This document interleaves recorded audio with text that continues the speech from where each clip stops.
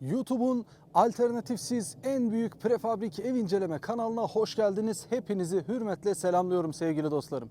Bugün 120 metrekare 3+1 ev modelini inceleyeceğiz. Bu evi isterseniz sıfır olarak kendinize yaptırabileceğiniz gibi isterseniz bu arsasıyla birlikte İkisini birlikte satın alabilirsiniz. Burası 500 metrekarelik bir arsa.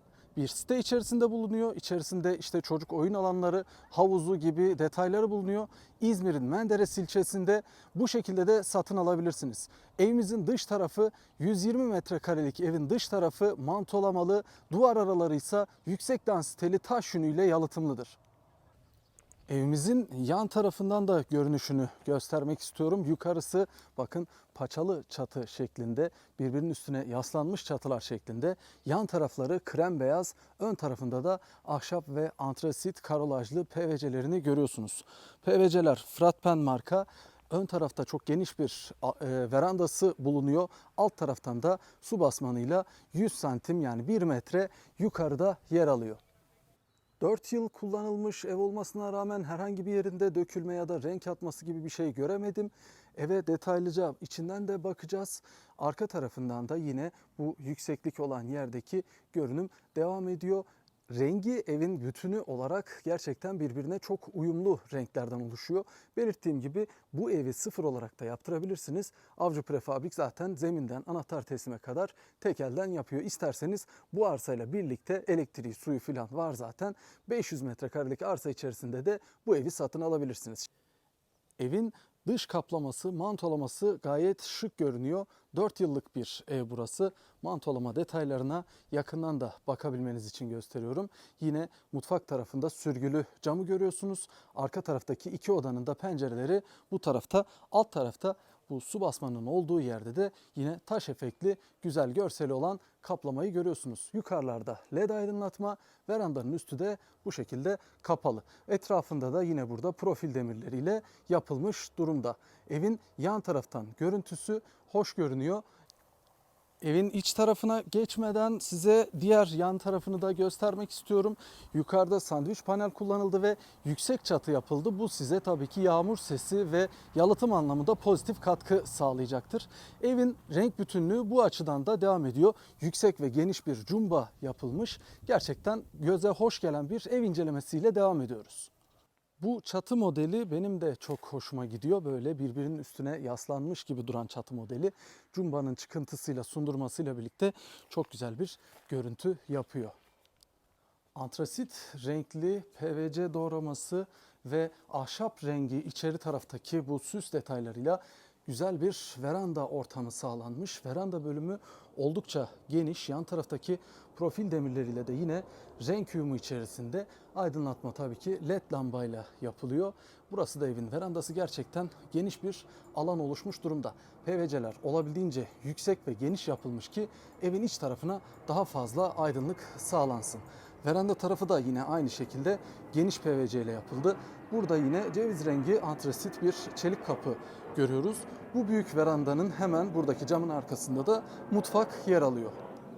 Evin iç tarafındayız. Şu anda salona bakıyoruz. Salon bölümü girişten sol tarafta yer alıyor. Burası da gerçekten bayağı geniş bir alan. Yüksek ve geniş cumba.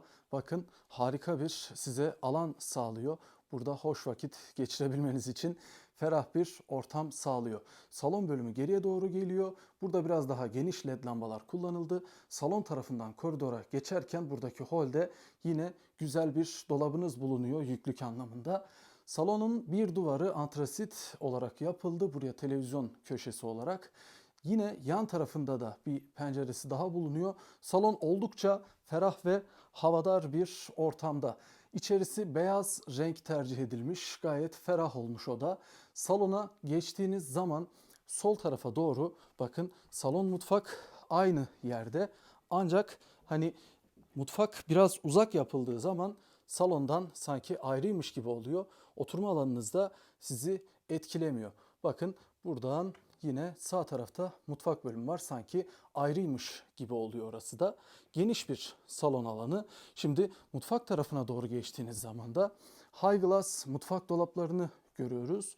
Şu açıdan evin planını da göstereyim. Giriş tarafında solda şu anda benim olduğum yerde salon tarafı kalıyor. Sağ tarafta da mutfak alanınız var. Burada sürgülü pencere var. Hem aydınlatma hem havalandırma için. Bu tarafta da yine arka tarafta veranda bölümü var. Mutfakta ağırlıklı olarak beyaz renk, açık tonda bir antrasit çizgilerle süslenmiş krom renkli kulpları var. Kumtel'in ankastre setini görüyorsunuz. O da beyaz üstü camlı bir model. Bu evi belirttiğim gibi ev olarak da satın alabilirsiniz. İsterseniz arsasıyla birlikte şu an bu evi de satın alabilirsiniz. Elektriği, suyu mevcut. Bakınız ben 2 numarayı da yazacağım. Bu evi satın almak isteyenler için ya da sıfır olarak bu evi istediği yere yaptırmak isteyenler için seçenek olması adına. Mutfak dolaplarına yakından da bakalım. Antrasit çizgilerle hoş bir uyum yakalanmış. Arka tarafında yine 3 boyutlu tuğla efektiyle seramikler yukarı kadar kaplanmış durumda. Burada mermerit tezgah tercih edildi. Yeterince ben çekmece görüyorum, dolap kapağı görüyorum. Buranın yeterli bir alan sunacağını düşünüyorum. Dolap kapakları burada hidrolik dirsekli şekilde kendiliğinden açılan çok şık, güzel bir dolap kapakları var. Evet, bakıyoruz. Yani bu kullanımda bayağı kolay oluyor. Yani yukarı iter gibi açıyorsunuz. Gayet güzel bir kullanım sunuyor.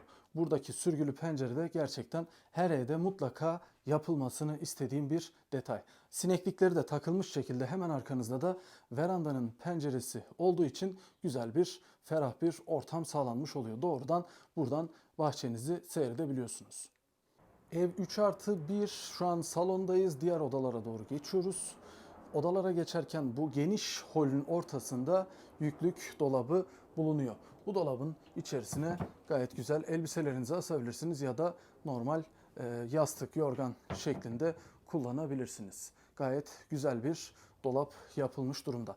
Sağ taraftan itibaren 2 tane burada oturma odanız, bir tane büyük banyo tuvaletiniz. Burada da yatak odanız. Bu yatak odasında aynı zamanda balkon ve ebeveyn banyosu da bulunuyor. Şöyle geriden gösteriyorum. Plan tam aklınızda otursun diye. Mantolama bölümüyle yorum yapılmış. Mantolamaya vurduğum yerinde. Evet, bu sefer vurmadım. Uzaktan anlattım mantolamayı. Birinci odaya bakıyoruz şimdi. Güzel, geniş bir oda. 10 metrekarelik. Burası yan tarafta yine dolabı da var. Gayet derin ve geniş bir dolap. Aynı şekilde sineklikleri takılı. Antrasit PVC burada da devam ediyor. İkinci oturma odası da burası. 12 metrekarelik bir oda. Güzel.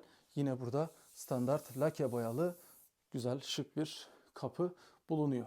Evin doğru ilerisinde evin banyo tuvalet bölümü bulunuyor. Bakın standart mobilyayla gayet şık yapılmış durumda. Hemen bunun yanında da yatak odası bölümü bulunuyor. Buraya da bakalım. Bu yatak odasında ekstradan küçük bir balkon ve ebeveyn banyosu da bulunuyor. Yatak odanızda karşınızda hemen küçük bir balkon kalıyor. Burası yine sürgülü kapılı olacak şekilde aynı profiller burada da var. Yerde Çanakkale seramik, duvarlarda mantolamayı da görüyorsunuz. Balkonda evet güzel bir ortam olmuş. Hani arka tarafta böyle küçük bir balkon. Hemen yan tarafında da ebeveyn banyonuz bulunuyor. Beğenmeyi, takip etmeyi ve yorum yapmayı lütfen unutmayın. Burası da yine standart mobilyasıyla banyo tuvalet alanınız. Hani ferah, güzel, geniş bir ev modeli. Şöyle tekrardan geriye doğru çıkayım. Aklınızda plan tam otursun. Yatak odası, ebeveyn banyosu demiştik. 2 tane burada oturma odası. Evin girişindeki dolabı da görüyoruz. Lütfen abone olmayı, beğenmeyi ve paylaşmayı, özellikle dostlarınıza bu videoyu link olarak göndermeyi unutmayın sevgili dostlarım. Fiyat bölümünü açıklama bölümünde paylaşıyorum. Açıklamada 2 tane fiyat olacak. Bir tanesi bu evi sıfır yaptırmak isterseniz bunun fiyatı, diğeri de bu evi arsasıyla birlikte satın almak isterseniz onun fiyatı. Diğer videolarda da açıklama bölümünde fiyatlarını çok net bir şekilde paylaşıyorum sevgili dostlarım. Yani yorumlarda en çok fiyat soruluyor ama oysa açıklama bölümünde gayet açık bir şekilde fiyat yazıyor. Dolarla satış yapılmıyor. Hesap kolaylığı için o şekilde rakamı yazıyorum ki 2 hafta sonra, 1 ay sonra okuyanlar o fiyattan almasın. 150'den fazla ev incelemesi yaptık. Hani fiyatları sürekli güncellememiz söz konusu değil. Tabii ki biz de Türk lirasını seviyoruz. Ancak hesap kolaylığı olsun diye dolar yazıyoruz. İsterseniz altın olarak yazalım. Hani fiyat sabit kalsın diye bu şekilde bir düzenleme yaptık. Gerçekten içi ferah, yani oturduğunuz zaman normal bir ev olarak çok rahatlıkla yaşayabilirsiniz. Betonarme evlere nispeten burası size daha fazla metrekare alanı sunar. Bu da hani 120 metrekare bir betonarmede oturduğunuz zaman bu genişliği alamazsınız. Oturduğunuz evin metrekaresini ve ihtiyacınız olan evin metresini hesaplarken bu detayı lütfen göz önünde bulundurun. 3+1 120 metrekare ferah bir evin incelemesini yaptık. Videoyu beğenmeyi ve abone olmayı unutmayın sevgili dostlarım.